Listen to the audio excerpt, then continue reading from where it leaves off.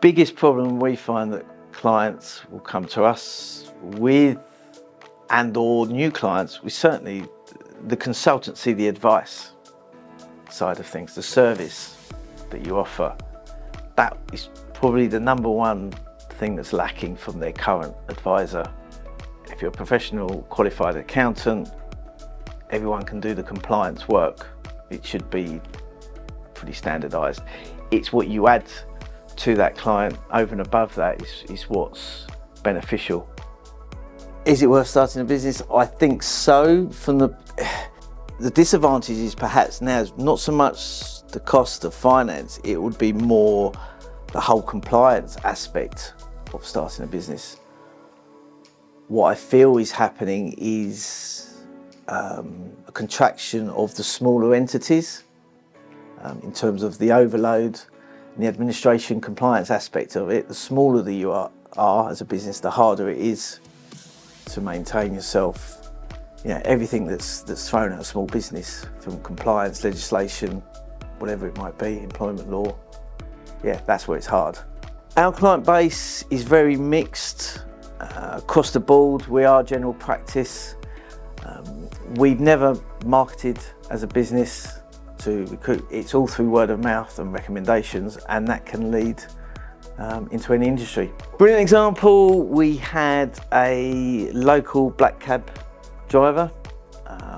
His son then came to us just over 10, 12 years ago, roughly, and he's doing theatre production, and he's now grown to a business where he's a West End theatre producer.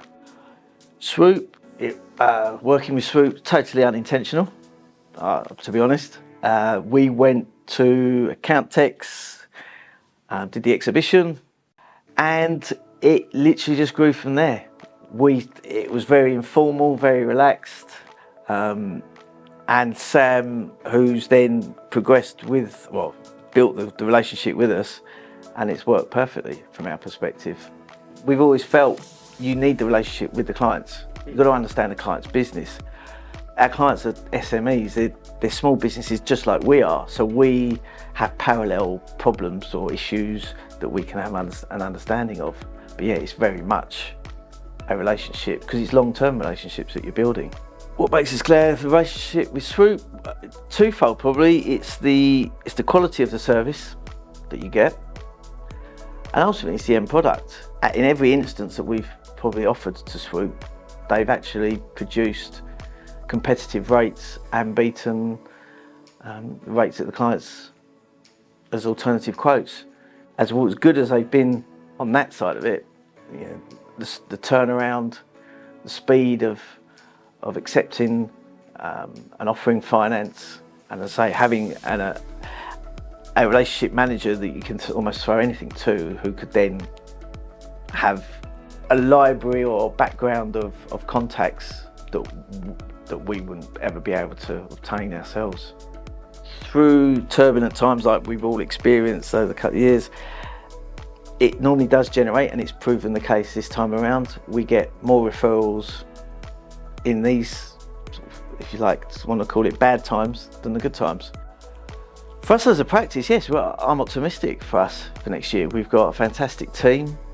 COVID accelerated a lot of digital cloud-based software that we've probably been able to encourage clients to transition to. Deadlines didn't disappear for us. We was a silent world, if you like, of nothing changed in terms of our work. We're in a very good place for us as a practice to progress, but also for us to assist clients with what may affect them in the coming year, because yeah, the crystal ball's probably run out of batteries from the point of view of knowing what's going to happen next year.